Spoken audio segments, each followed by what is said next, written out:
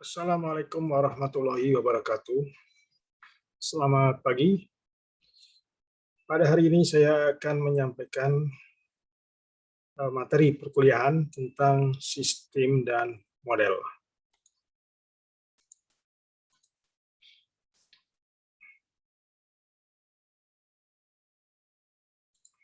Jadi bagian mata kuliah ini merupakan bagian dari mata kuliah mekatronika, ya.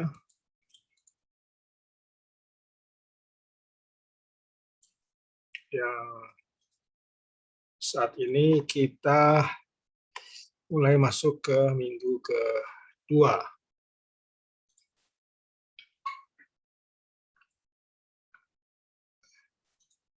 Baiklah, saya akan share slide-nya. Oke.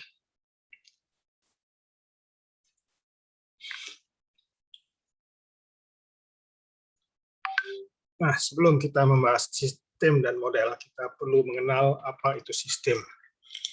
Sistem adalah suatu kumpulan elemen-elemen atau komponen-komponen atau subsistem yang saling berintegrasi dan berinteraksi untuk mencapai tujuan tertentu. Jadi, kalau kita melihat suatu hal yang kita fokuskan atau kita amati, di mana yang kita amati memiliki komponen-komponen, kemudian dari komponen-komponen itu merupakan bagian dari suatu kegiatan untuk mencapai tujuan, maka kita dapat mengatakan itulah sistem. Jadi banyak sekali sistem yang bisa kita lihat, ya, misalkan sistem komputer. Apa itu komponennya? Kita bisa melihat adanya keyboard, adanya layar, adanya hard disk, adanya prosesor, ya, dan lain-lain. Kemudian sistem tata surya. Komponennya apa yang kita amati? Ada bumi, ada bintang, ada matahari, ya, ada planet-planet, kemudian ada garis edar, dan sebagainya. Itu adalah komponen tata surya dari sistem tata surya. Sistem lalu lintas juga memiliki komponen-komponen, ya, seperti misalkan adanya jalan, adanya rambu lalu lintas, adanya petugas pengatur lalu lintas, adanya kendaraan, adanya peraturan, ya. Juga sistem pencernaan manusia, ya. Kita tahu di sistem pencernaan manusia itu adanya usus, adanya sistem untuk pengunyah, ya, sistem di mulut kita, gigi, pengunyah, kemudian sistem kerongkongan, usus, sampai kemudian diolah di lambung, dan sebagainya. Jadi ini adalah contoh-contoh dari sistem. Jadi kita bisa mengatakan bahwa sistem adalah suatu komponen kumpulan, ya, elemen-elemen yang terdiri dari sub-sub, ya, komponen yang bisa berintegrasi untuk mencapai tujuan tertentu, ya. Nah, di dalam membuat suatu sistem kita perlu belajar apa yang disebut dengan diagram blok atau blok diagram, ya, blok diagram. Nah, jadi untuk apa blok diagram itu? Itu untuk menyederhanakan suatu sistem yang rumit agar menjadi lebih mudah dimengerti dan kita bisa tahu bagaimana urutan kerjanya dan cara kerjanya. Contoh ini adalah suatu sistem dari antena, ya, radio antena dari sistem komunikasi, ya. Jadi terdiri dari antena, ada untuk tracking, ya, ada microwave. Jadi ini dibuat, ya, supaya kita mengerti dan mudah memahami, dibuatlah dalam bentuk blok-blok, ya, di mana masing-masing blok memiliki fungsi dan ada inputnya, ada outputnya. Nah, di dalam dunia teknik atau komputer, kebutuhan penjelasan sistem secara komprehensif selalu ada. Hal ini meliputi fungsi serta hubungan masukan, input, dan keluaran dalam suatu sistem. Untuk menjawab kebutuhan ini, maka digunakan diagram blok. Komponen diagram blok terdiri dari masukan, ya, input, atau stimulus atau penyebab, dan ada proses dan ada output. Output yaitu respon atau akibatnya. Input adalah bahan masukan atau kondisi saat ini, output adalah proses yang diinginkan atau yang dihasilkan ya. Kemudian proses itu adalah tindakan yang diberikan kepada input agar dapat mencapai output. Contoh misalkan sistem mobil. Inputnya adalah penekanan gas, maka keluaran adalah kecepatan. Jadi dalam hal ini sistemnya adalah mobil. Kemudian sistem peternakan ikan. Inputnya apa? Suhu air, makanan ikan, ikan muda dari pembibitan ya. Kemudian sistem prosesnya adalah melakukan peternakan, hasilnya adalah ikan yang dapat dijual, yang tentunya sudah besar-besar ya. Kemudian masukan atau keluaran itu dapat berupa abstrak dan dapat juga benda fisik ya. Contoh ya seperti di atas ya, program panen ikan. Inputnya masukannya bisa berapa kali panen per tahun, pada musim apa dan seterusnya. Cara penangkapan ikan yaitu menggunakan alat apa, cara apa, berapa hari dilakukan dan seterusnya. Kemudian masukan dan keluaran dapat dibedakan sebagai berikut. Masukan adalah sebab, ya, eksistensi, penggerak, instruksi, sasaran, kriteria dan seterusnya. Keluaran adalah akibat atau respon dari proses dari input ya masuk ke proses, itu ada responnya. Kemudian untuk sistem yang sama, masukan dan keluaran dapat berbeda tergantung dengan masalah yang ditinjau. Misalkan ini sistem kita adalah mobil dan jalan ya. Masukkan kecepatan mobil, maka outputnya akan meningkatkan pemakaian bahan bakar. Kemudian kalau masukannya jumlah bahan bakar, maka diproses dalam mobil tadi akan outputnya jarak yang ditempuh ya. Nah sekarang bagaimana cara membuat diagram blok? Nah adapun cara membuatnya, pertama-tama kita harus memahami komponen yang terlibat, apa saja komponen yang terlibat ya. Kemudian menyusun proses yang berlangsung. Tahap ini mendaftarkan dulu proses atau aktivitas utama yang memiliki input dan output, kemudian menyusun komponen dan relasi sesuai proses. Kita bisa menggunakan beberapa software ya, seperti tool online, seperti Draw.on, Lookit Chart, ya flowchart dan sebagainya, masih banyak lagi ya. Kemudian kenapa kita perlu membuat diagram blok ya, karena mudah dibuat. Tiap orang dapat mulai membuat diagram secara manual atau otomatis sesuai kemampuan dan selera. Lalu tidak membutuhkan waktu pemahaman yang lama, karena dengan diagram blok, tahu input, output, tahu proses, kita bisa memahaminya. Kemudian sederhana, dia tidak menuntut komponen-komponen macam-macam, cukup satu kotak saja kita buat, ada input, ada output. Ya. Fleksibel, ya. Penggunaan diagram blok bersifat fleksibel atau cocok digunakan untuk sistem berskala kecil maupun berskala besar. Nah sekarang elemennya apa saja ya, kita bahas elemen, ada tujuan, ada masukan, ada keluaran, ada proses, ada mekanisme pengendalian, ada umpan balik, ada instrumen, ada boundary, ada interface. Kita bahas satu-satu ya. Tujuan bisa satu atau lebih dari satu ya, macam-macam tujuan boleh ya, tidak ada masalah. Kemudian tujuan ini merupakan pemotivasi yang mengarahkan sistem. Kemudian tujuan antara satu sistem dan sistem lain berbeda. Misalkan tujuannya untuk mendukung fungsi kepengurusan manajemen, tujuan untuk mendukung keputusan, ya, mendukung kegiatan operasional perusahaan dan sebagainya. Kemudian masukan atau input, ya, segala sesuatu yang masuk dalam sistem. Jadi bahan untuk diproses, dan di dalam sistem informasi, misalkan ada data transaksi, data non tunai dan sebagainya. Kemudian proses adalah bagian yang melakukan perubahan atau transformasi dari masukan menjadi keluaran yang berguna. Nah, dalam sistem informasi ini dapat berupa suatu tindakan, misalkan meringkas data, melakukan perhitungan, mengurutkan data, ya, dan sebagainya.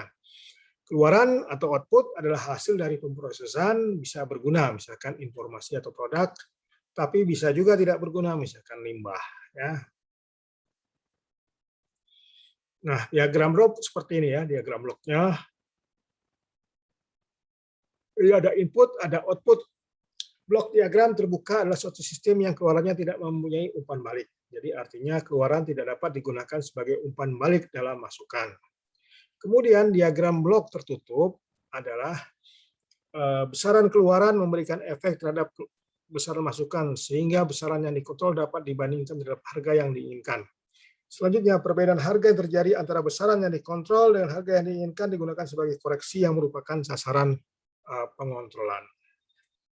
Contoh ya, kita punya mobil ya, untuk mengendalikan kendaraan, jadi outputnya adalah kecepatan dan posisi.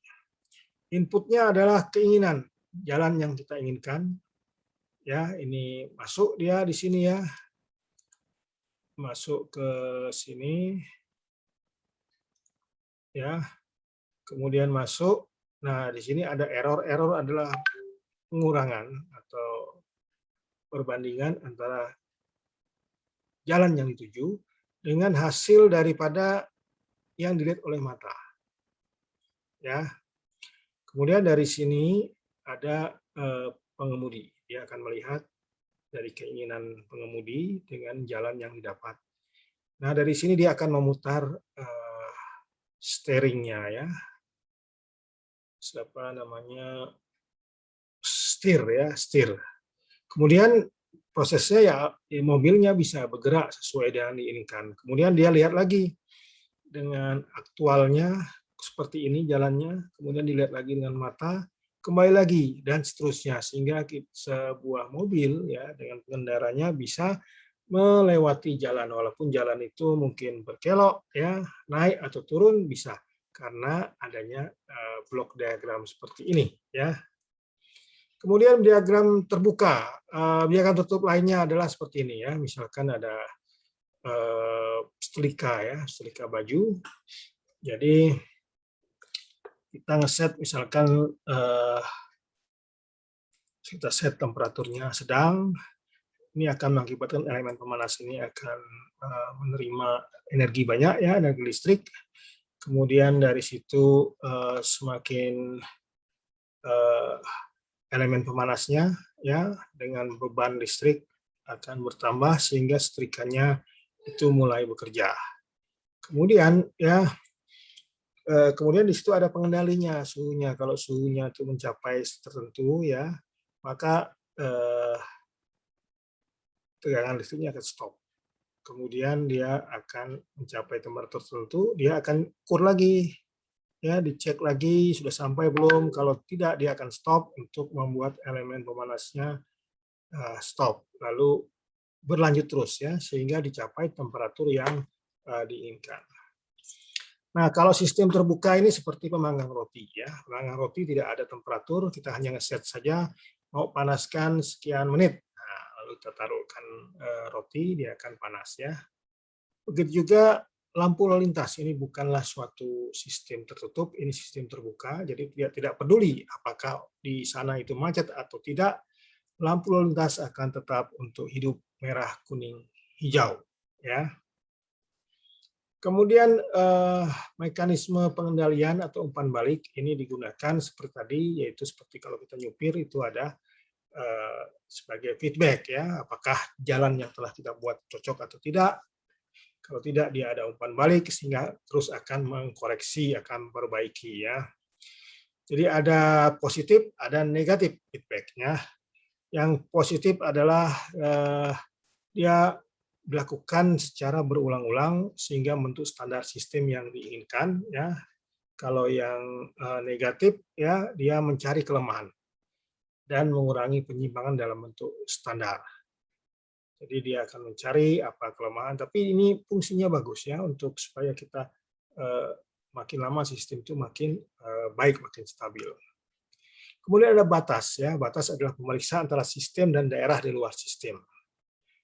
Dan di sini digunakan untuk konfigurasi ruang lingkup dan kemampuan sistem. Kemudian lingkungan ya, lingkungan adalah segala sesuatu yang berada di luar sistem ya, berpengaruh kepada operasi sistem. Dan lingkungan ini adalah sesuatu yang di luar kita ya. Dan ini sangat penting sekali ya, karena lingkungan itu di sekitar kita dan ikut ya menentukan kondisi kita juga. Lalu di dalam sistem itu ada subsistem ya. Nah, kalau misalkan suatu sistem memiliki tadi anggota-anggota yang disebut dengan subsistem, kemudian kalau subsistem itu bergabung dia akan menjadi super sistem. Jadi kita lihat di sini ada super sistem. Contohnya apa? Contohnya misalkan sistem keuangan negara. Nah, apa sistem subsistemnya? Ada bank, ada proses keuangan ya, kemudian adanya perdagangan dan sebagainya ya.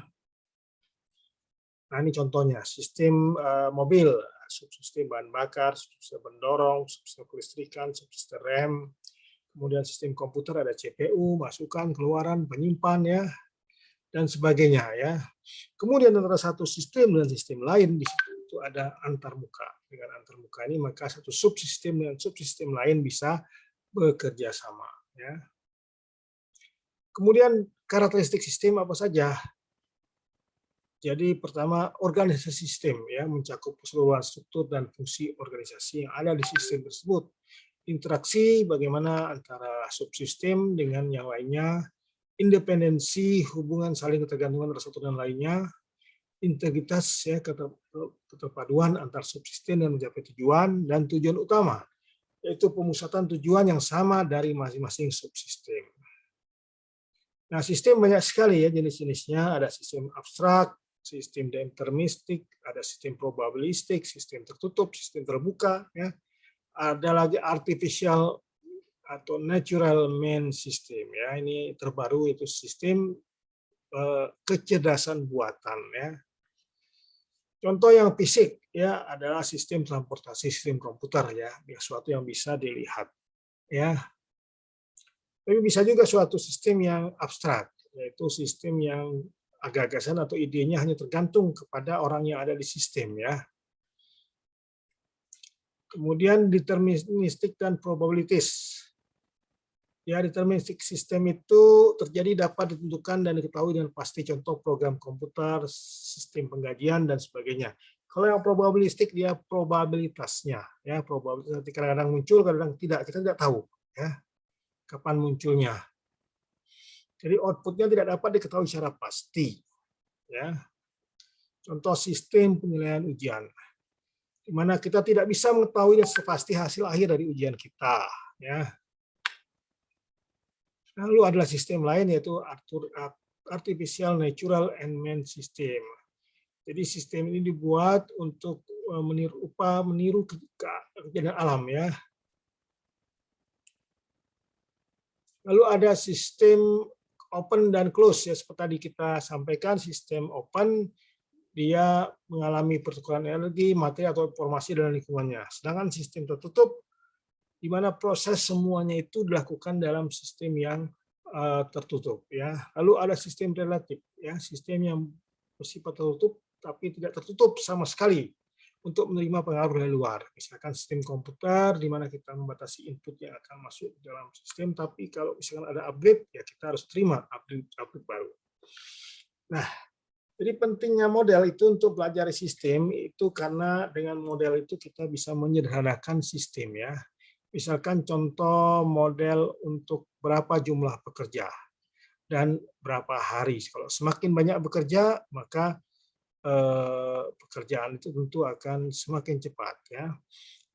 Jadi perlu dibuat model tapi ada batas. Jadi semakin banyak dia ada batas maksimal jumlahnya. Kalau batas tersebut dilampaui, maka yang terjadi adalah sistemnya makin tidak baik. Misalkan dia kepenuhan orang, tidak bisa bekerja orang.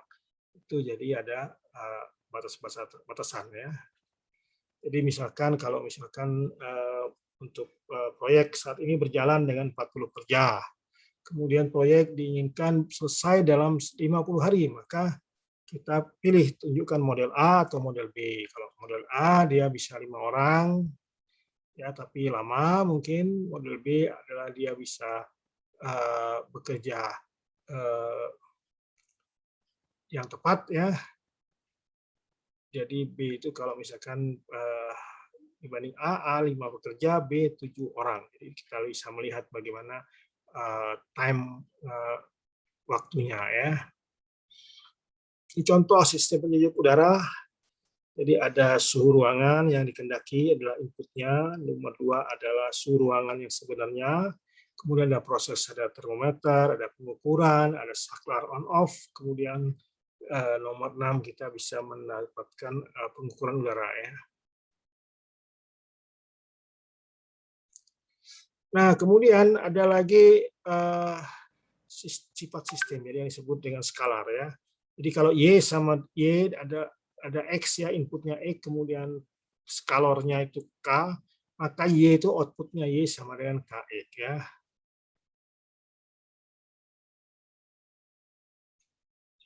Lalu ada lagi misalkan